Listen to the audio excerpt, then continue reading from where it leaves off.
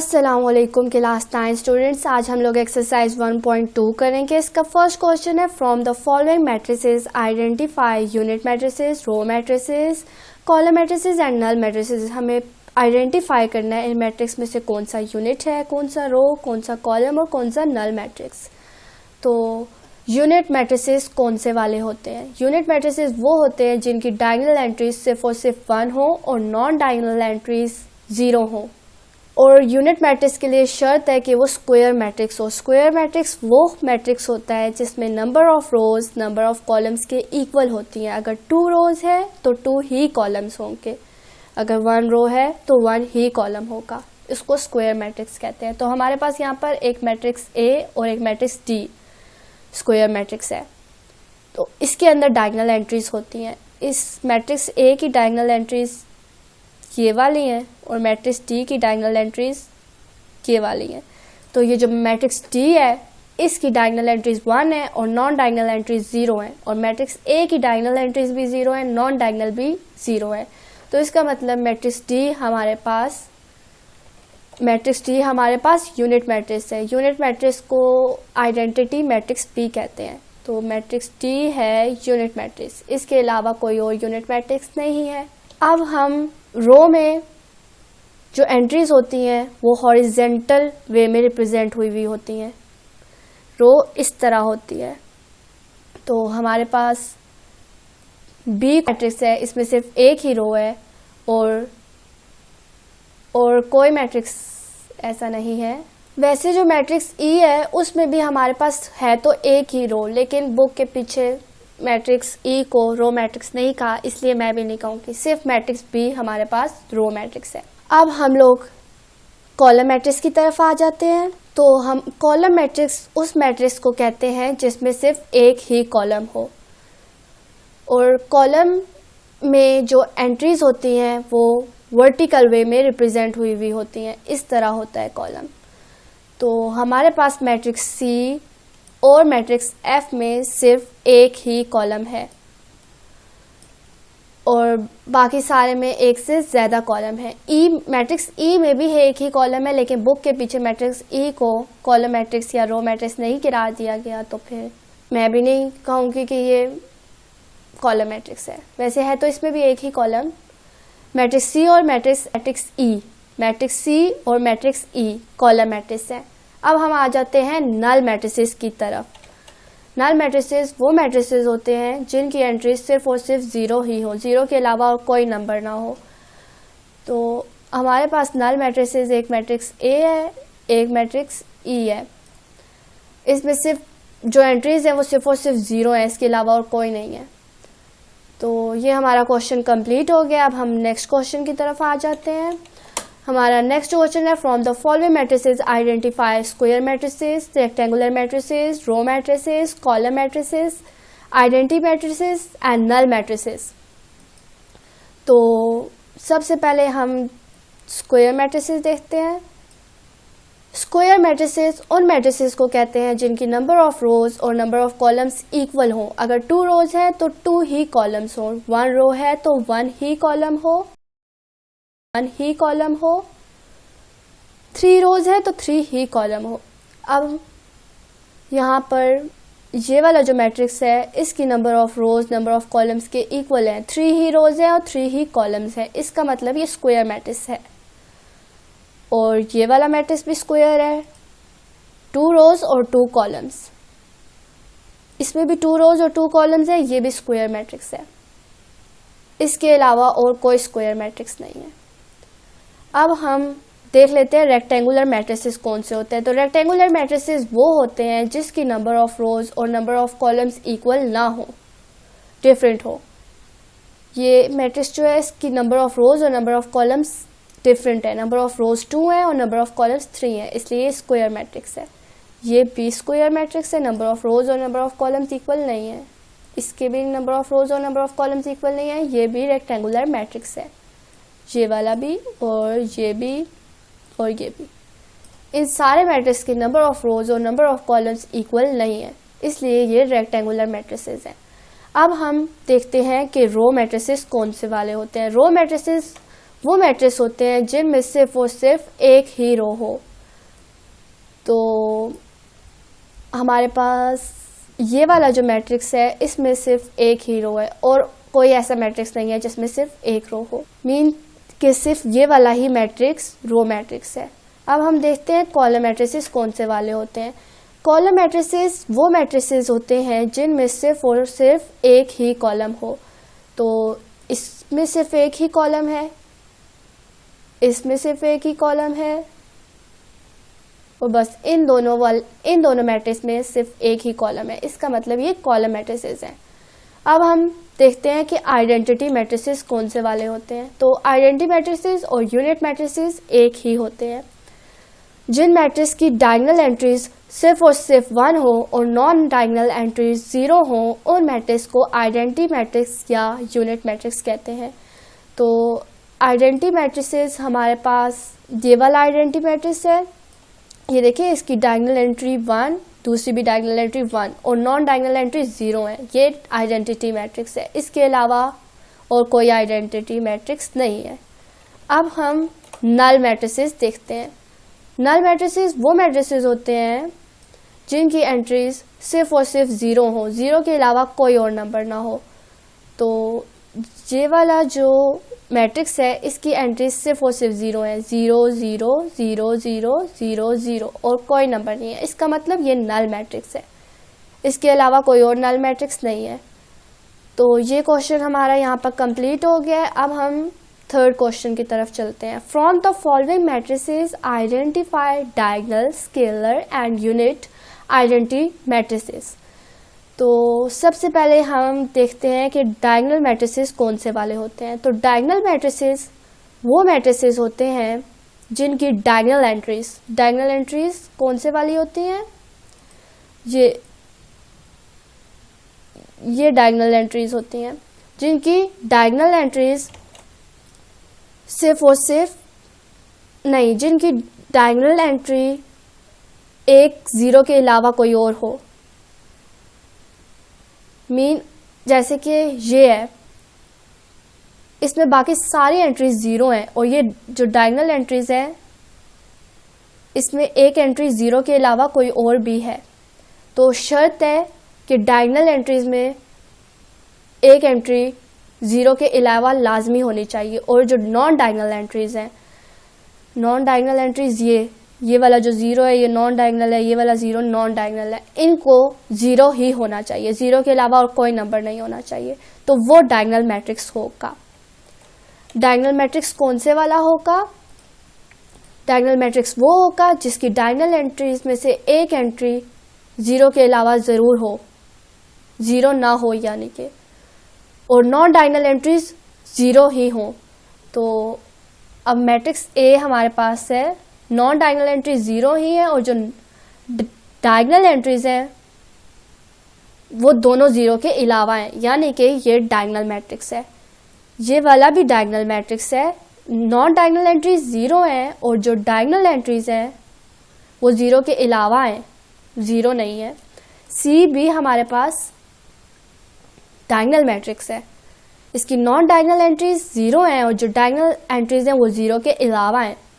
और जो D matrix है वो भी हमारे पास डायगोनल मैट्रिक्स है, इसकी नॉन डायगोनल एंट्री 0 है और जो डायगोनल एंट्रीज है वो एक 0 है और एक 3 है। एक तो हमारे पास 0 के अलावा कोई और डायगोनल एंट्री है ना, इसका मतलब ये भी डायगोनल मैट्रिक्स है। मैट्रिक्स ई भी डायगोनल है। 5 - 3 = 2, 1 + 1 = 2, यानी कि यहाँ भी 2 आता है और यहाँ भी 2 आता है। तो ये नॉन डायगोनल एंट्रीज 0 है और डायगोनल एंट्रीज दोनों 2 है। तो 0 तो नहीं है ना डायगोनल एंट्रीज, तो इसका मतलब ये भी हमारे पास डायगोनल मैट्रिक्स है। तो matrix A B C D E चारों डायगोनल है, डायगोनल मैट्रिक्स हैं। अब हम देखते हैं कि स्केलर मैट्रिक्स कौन से वाला होता है। स्केलर मैट्रिक्स वो मैट्रिक्स होता है जिसकी डायगोनल एंट्रीज सेम हो। डायगोनल एंट्रीज ये वाली होती हैं, ये वाली, तो जिसकी दोनों डायगोनल एंट्रीज सेम हो, मतलब कि अगर एक डायगोनल एंट्री 2 है तो दूसरी भी 2 हो, एक 3 है तो दूसरी भी 3 हो। एक 4 है तो बाकी भी जो डायगोनल एंट्रीज हैं वो 4 ही हों। हाँ, अब ये वाला मैट्रिक्स है ये स्केलर मैट्रिक्स नहीं है, ये हमारे पास स्केलर मैट्रिक्स नहीं है। अब क्यों नहीं है ये स्केलर मैट्रिक्स? इसकी भी तो डायगोनल एंट्रीज सेम है, 1 और 1 ही है, लेकिन जिसकी डायगोनल एंट्रीज 1 1 दोनों हो, सारी डायगोनल एंट्रीज 1 हो, वो यूनिट मैट्रिक्स या आइडेंटिटी मैट्रिक्स कहलाता है, स्केलर मैट्रिक्स नहीं कहलाता। हाँ, जो ये वाला मैट्रिक्स है हमारे पास वो स्केलर है। 2 से लेकर 9 तक कोई भी नंबर हो और सारी एंट्रीज में, जैसे कि ये हमारे पास मैट्रिक्स है, इसमें दोनों 4 4 है दोनों एंट्रीज, तो ये हमारे पास स्केलर है। इसमें दोनों 2 2 है, ये भी स्केलर है। 1 के अलावा अगर कोई भी नंबर सेम होगा डायगोनल एंट्रीज में, तो वो हमारे पास स्केलर मैट्रिक्स होगा, लेकिन अगर 1 होगा तो वो यूनिट या आइडेंटिटी मैट्रिक्स कहलाएगा। तो अब हम देख लेते हैं कि इधर हमारे पास स्केलर मैट्रिक्स कौन से वाला है। तो मैट्रिक्स ए हमारे पास स्केलर मैट्रिक्स है। वो क्यों? क्योंकि लिए इसकी जो डायगोनल एंट्रीज हैं वो दोनों सेम है, 4 4 हैं, और नॉन डायगोनल एंट्रीज 0 हैं, तो ये हमारे पास स्केलर मैट्रिक्स है। Matrix E B scalar matrix है। यहाँ पर 2 आता है, 5 - 3 = 2, 1 + 1 = 2, मतलब कि ये दोनों डायगोनल एंट्रीज सेम है और नॉन डायगोनल एंट्रीज 0 है। ये दो मैट्रिक्स ए और मैट्रिक्स ई स्केलर मैट्रिक्स है। और मैट्रिक्स सी स्केलर नहीं हो सकता क्योंकि इसकी जो डायगोनल एंट्रीज है वो तो सेम है, लेकिन वो 1 है, और जब 1 होती है डायगोनल एंट्रीज तो वो यूनिट मैट्रिक्स या आइडेंटिटी मैट्रिक्स कहलाता है। तो स्केलर मैट्रिक्स सिर्फ मैट्रिक्स ए और मैट्रिक्स ई ही था। अब हम देख लेते हैं कि यूनिट आइडेंटिटी मैट्रिक्स हमारे पास कौन से वाले हैं। तो वो हमारे पास सिर्फ एक ही है। इस मैट्रिक्स की डायगोनल एंट्रीज 1 है, जितनी भी डायगोनल एंट्रीज है वो 1 है, और जो नॉन डायगोनल एंट्रीज है वो 0 है। इसका मतलब ये यूनिट मैट्रिक्स है या आइडेंटिटी मैट्रिक्स। तो ये क्वेश्चन हमारा हो गया है। अब हम क्वेश्चन नंबर 4 की तरफ चलते हैं। तो ये है हमारा question number 4, find negative of matrices A B C D and E when. तो नेगेटिव साइन कैसा होता है? नेगेटिव साइन इस तरह होता है। तो जब हम नेगेटिव लेंगे तो जो मैट्रिक्स को जिस कैपिटल लेटर के साथ डिनोट किया होगा उसके साथ हम माइनस का साइन लगा देंगे। जैसे मैंने ये -a कर दिया, -b, -c, -d, -e, negative करना है ना हमें। और ये तो हमने अल्फ़ाबेट के साथ चेंजिंग कर दी है, जिस अल्फ़ाबेट के साथ डिनोट किया था। अब मैट्रिक्स के अंदर क्या चेंजिंग करेंगे? जब नेगेटिव लेते हैं तो जो मैट्रिक्स के अंदर एंट्रीज होती हैं उनके साइन चेंज कर देते हैं। अगर वो पहले प्लस का साइन के साथ थी तो उसको माइनस का कर देते हैं, और अगर पहले माइनस के साइन के साथ थी तो उसको प्लस का कर देते हैं। 0 के साथ कोई छेड़खानी नहीं करते, वो न्यूट्रल होता है, ना उसके साथ प्लस का साइन लगता है और ना माइनस का लगता है। तो ये वाला जो हमारे पास मैट्रिक्स है, मैट्रिक्स ए, इस मैट्रिक्स को मैंने जब चेंज किया, ये जो 1 था इसके साथ मैंने माइनस लगा दिया। पहले ये प्लस का था, मैंने इसका साइन चेंज करके माइनस का कर दिया। 0 जैसे था वैसा का वैसे ही आ गया। और जो ये -1 था इसका मैंने साइन चेंज कर दिया है, माइनस के बजाय प्लस का कर दिया। मतलब कि मैंने सारी एंट्रीज के साइन चेंज कर दिए। 0 का तो नहीं करते, वो न्यूट्रल ही रहता है, 0 के साथ कोई साइन नहीं आता। और ये जो प्लस का साइन लिखे या ना लिखे फर्क नहीं पड़ता। अगर मैं प्लस यहाँ लिख देती हूँ तो भी ठीक है, और अगर मैं नहीं लिखती तो भी ठीक है। ये अभी मैंने लिख दी है, लेकिन अगर मैं इसको नहीं भी लिखती तो भी कोई फर्क नहीं पड़ता। अब हम अपना अगला मैट्रिक्स देख लेते हैं। तो हमारा अगला मैट्रिक्स है मैट्रिक्स बी। इसके भी मैंने सारे साइन चेंज कर दिए मैट्रिक्स के अंदर। ये +3 था, मैंने -3 कर दिया। ये -1 था, मैंने +1 कर दिया। ये 2 था, मैंने -2 कर दिया। ये 1 था, मैंने -1 कर दिया। अब हम मैट्रिक्स सी की तरफ चलते हैं। मैट्रिक्स सी की सारी एंट्रीज के साथ प्लस का साइन था, मतलब कि वो पॉजिटिव थी, और मैंने सारों को नेगेटिव कर दिया, सबका साइन चेंज कर दिया, प्लस से माइनस हो गया सबका साइन। अब हम मैट्रिक्स डी की तरफ चलते हैं। मैट्रिक्स डी में -3 था और यहाँ आकर +3 हो गया, +3। प्लस का साइन लिखे या ना लिखे फर्क नहीं पड़ता।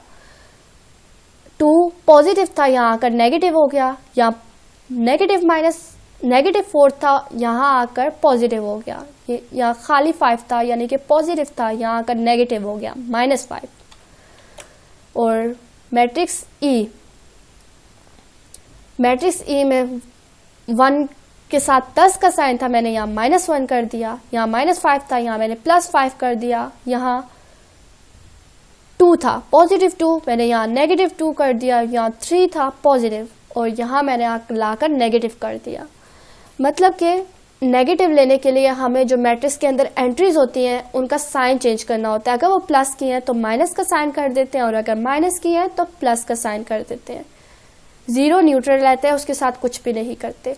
और जिस अल्फ़ाबेट के साथ डिनोट कर रहे होते हैं, जैसे कि इस मैट्रिक्स को हमने ए के साथ डिनोट किया है, तो जब मैं इसका नेगेटिव लिया है मैंने, तो इसके साथ मैंने माइनस का साइन लगा दिया, इसके साथ मैंने माइनस का साइन लगा दिया। अब यहाँ पर ये -a बन गया।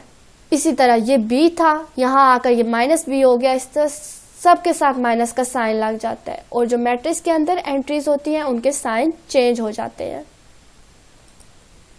ये हमारा क्वेश्चन नंबर 4 है। Find the transpose of each of the following matrices.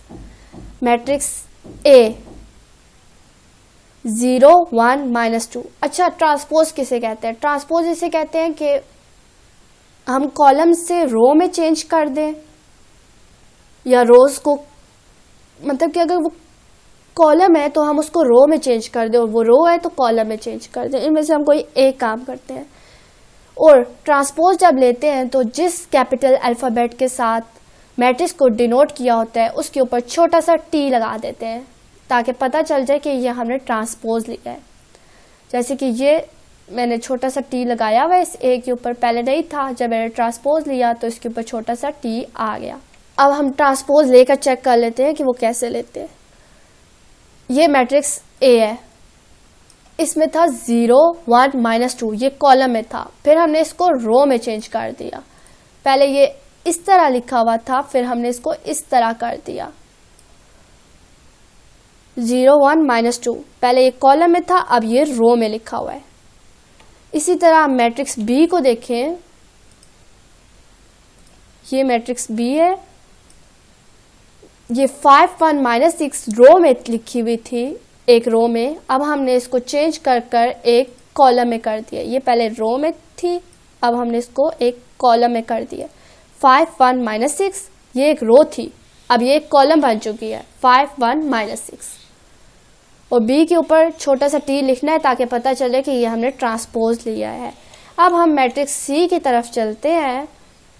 तो मैट्रिक्स सी है में हमारे पास 3 रोज हैं और 2 कॉलम्स हैं। और अब हम कॉलम्स को रोज में चेंज कर रहे हैं, ठीक है।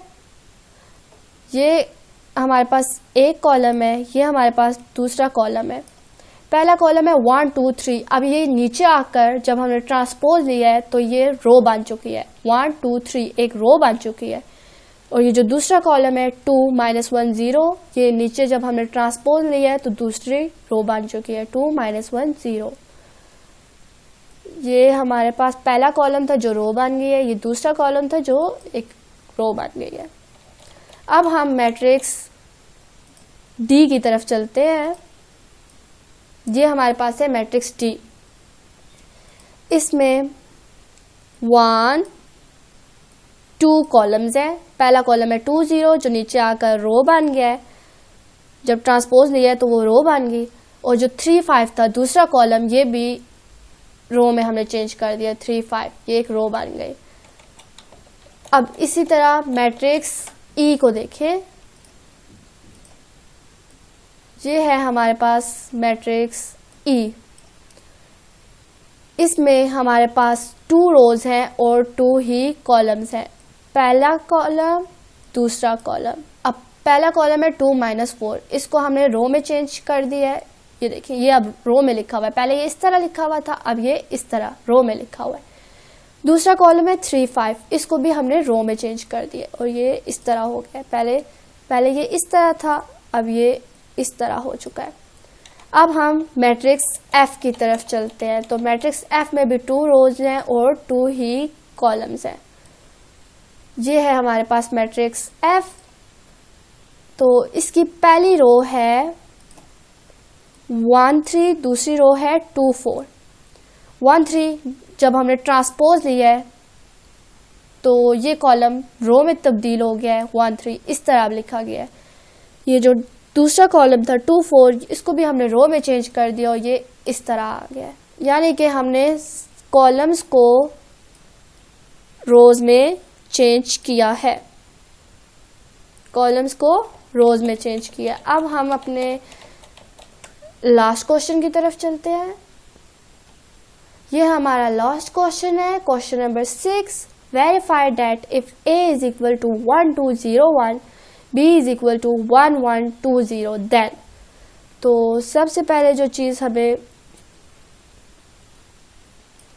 वेरीफाई करनी है वो ये है, A transpose whole transpose is equal to A। तो ये हमारे पास A है, ये जो A है ये हमने यहाँ पर नीचे लाकर लिख दिया, ये यहाँ पर यही लिखा हुआ है। तो फिर हमने उसका ट्रांसपोज लिया है, ये फिर हमने उसका ट्रांसपोज लिया। मैंने पहले गलती से नेगेटिव ले लिया था, अब मैंने इसको सेट कर ट्रांसपोज ले लिया। ट्रांसपोज में क्या होता है, हम जो हमारे पास कॉलम्स होते हैं, जैसे कि ये एक कॉलम है और ये, मैं इसका साइन कलर चेंज कर देती हूँ। ये हमारे पास पहला कॉलम है और ये दूसरा कॉलम है। ये पहला कॉलम था 1 0, ये यहाँ पर आकर एक रो बन गई 1 0, और दूसरा कॉलम था 2 1, ये यहाँ पर आकर एक रो बन गई 2 1। मतलब ये ट्रांसपोज लिया गया। अब हमने ट्रांसपोज का ट्रांसपोज लेना है। जो हमने ट्रांसपोज लिया हुआ था, ये हमारे पास ट्रांसपोज लिया हुआ मैट्रिक्स है, इसका अब हमें ट्रांसपोज लेना है। जब हम इसका ट्रांसपोज लेंगे तो अब ये पहला कॉलम है और ये दूसरा कॉलम है। ये पहला कॉलम पहली रो बन गया है 1 2, और दूसरा कॉलम 0 1 दूसरी रो बन गई है 0 1। ये इज इक्वल टू A आ गया। देखिए A में भी पहली रो 1 2 है, इधर A ट्रांसपोज होल ट्रांसपोज की भी पहली रो 1 2 है, फिर A की दूसरी रो 0 1 है और इसकी भी दूसरी रो 0 1 है। यानी कि ये हमने वेरीफाई कर लिया है कि A transpose whole transpose is equal to A। तो अब हम चलते हैं दूसरे इसकी तरफ, B transpose whole transpose is equal to B। तो पहले हमने B लिख लिया है कि B क्या था, B इज इक्वल टू 1 1 2 0। फिर हमें B का ट्रांसपोज लेना है। ये मैंने पहले ट्रांसपोज लेने के बजाय नेगेटिव लिया हुआ था, जैसे मैंने पहले पार्ट में किया हुआ था वैसे मैंने दूसरे पार्ट में भी गलत कर दिया था, नेगेटिव लिया हुआ था। अब मैंने इसको सेट कर ट्रांसपोज ले लिया। तो जब ट्रांसपोज लेते हैं तो जो कॉलम होता है उसको हम रो में चेंज करते हैं। तो ये हमारे पास है पहला कॉलम, ये है दूसरा कॉलम।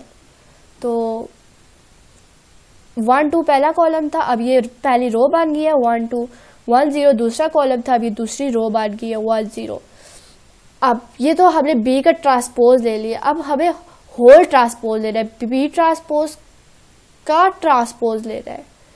तो अब हम B ट्रांसपोज का ट्रांसपोज लेंगे तो ये जो पहला कॉलम है इसको हमें पहली रो बना देना है, जो दूसरा कॉलम है इसको हमें दूसरी रो बना देना है, और ये मैंने बना दिया है। अब देखिए आप लोग, ये B transpose whole transpose is equal to 1 1 2 0, और ये B के इक्वल है। देखिए B में पहली रो 1 1 है, B ट्रांसपोज होल ट्रांसपोज में भी पहली रो 1 1 है, B में दूसरी रो 2 0 है, और B ट्रांसपोज होल ट्रांसपोज में भी दूसरी रो 2 0 ही है। यानी कि हमने वेरीफाई कर दिया है कि B transpose whole transpose is equal to B। और ये क्वेश्चन हमारा यहाँ ही कंप्लीट हो गया है। अब हम मिलेंगे नेक्स्ट वीडियो में, तब तक के लिए अल्लाह हाफिज़। Thank you.